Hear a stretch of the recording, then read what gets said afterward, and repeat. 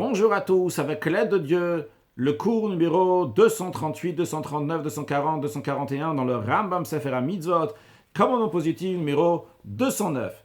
L'ordre qui nous a été enjoint de s'immerger dans un mikvé. Et à ce moment-là, on va se purifier de toutes sortes d'impuretés qui nous ont souillés, comme la Torah dit, Virachat b'mayim et kol besaro, qui va immerger, il va baigner sa chair, donc tout son corps, dans l'eau. Par tradition, on a appris quand la Torah dit Virachatz b'mayim, qui doit s'immerger dans l'eau. De quelle eau s'agit-il? C'est de l'eau qui a une quantité suffisante, de manière que tout le corps va rentrer dans cette eau, qui est la quantité d'un mikvé. Donc il y a besoin d'une quantité pour un mikvé. À part, le Rambam nous dit, si c'est de l'eau vive, si c'est de l'eau de source, dans ces cas-là, il n'y a pas besoin de quantité. Mais il n'y a pas une obligation de se tremper dans de l'eau vive. Uniquement le zav, celui qui a un écoulement, lui a l'obligation de se tremper non pas dans un mikvé, mais un mikvé qui est de l'eau stagnante, qui s'est réunie dans un endroit. Mais il doit se tremper le zav dans l'eau de source, comme la Torah dit à propos du zav, qui doit se tremper b'mayim chayim, dans de l'eau de vie. Maintenant, le Ram nous rajoute que quand la Torah dit qu'il faut se tremper au mikvé, c'est un commandement positif, cela ne veut pas dire qu'il y a une obligation de se tremper dans le mikvé. Ce n'est pas comme quelqu'un qui a un vêtement à quatre coins qui a l'obligation de mettre des franges, des tzitzit sur les quatre coins. Ce n'est pas comme quelqu'un qui a une maison donc avec un toit et qui doit mettre une barrière, un maquet pour que les gens ne vont pas tomber dans son toit. Ça, c'est une obligation que la Torah dit. Mais en ce qui concerne le mikvé, il n'y a pas une obligation de se purifier. Ce que la Torah veut dire, c'est que si quelqu'un veut se purifier, eh bien, dans ce cas-là, il doit aller au mikvé. En effet, dans le Sifra, on ramène le verset, donc, Virachatz b'mayim, il va s'immerger dans l'eau. Et le Sifra dit, Yachol gzerat melech, on pourrait croire que c'est un décret de Dieu qu'il est obligé de se tremper dans le mikvé, dans le bain rituel.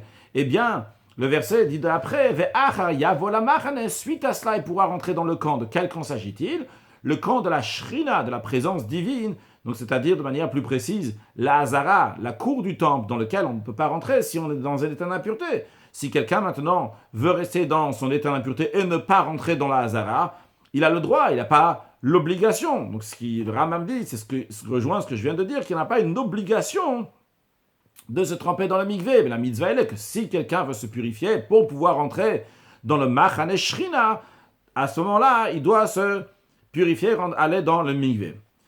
Le Rambam rajoute encore un point, qu'il est écrit dans Sefer HaEmet, dans le livre de la vérité, c'est-à-dire dans le Sefer Torah, que tout celui qui est devenu impur et qui se trempe, dans certains cas on peut se tremper dans la journée, et bien quand il se trempe dans la journée, il est appelé un tvul yom, donc quelqu'un qui s'est trempé dans le jour, mais sa purification n'est pas parfaite, n'est pas finie jusqu'à qu'il va y avoir le Arev Shemesh, que le soleil va se coucher. Encore un point, le Rambam nous dit qu'il est venu par tradition que quand la personne se trempe dans le mikvé, il doit se tremper de manière qu'il soit entièrement dans l'eau, que le corps va être entièrement dans l'eau, qu'il n'y a pas d'écran entre la personne et l'eau. Le Rambam conclut cette mitzvah en disant, on voit clairement, tu as compris d'ici, que ce commandement, donc le commandement de se tremper dans un mikvé, il englobe plusieurs détails. Premièrement, les lois d'un mikvé, c'est quoi la quantité d'un mikvé, etc.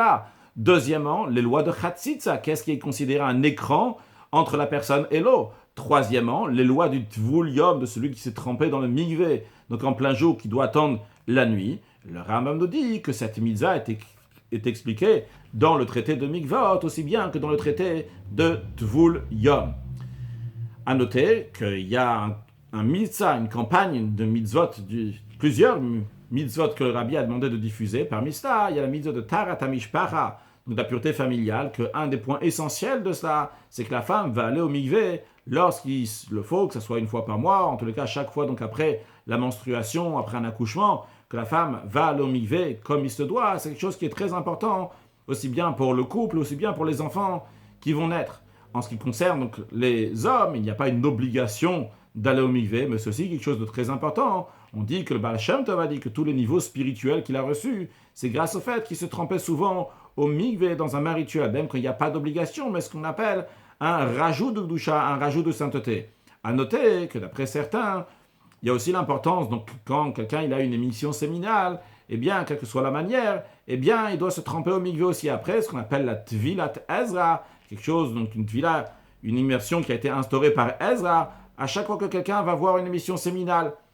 Et de même, sur le plan spirituel, encore une fois, qu'à chaque fois pour monter de Gdusha de sainteté, ou rajouter de la sainteté, on se trempe au mikvé.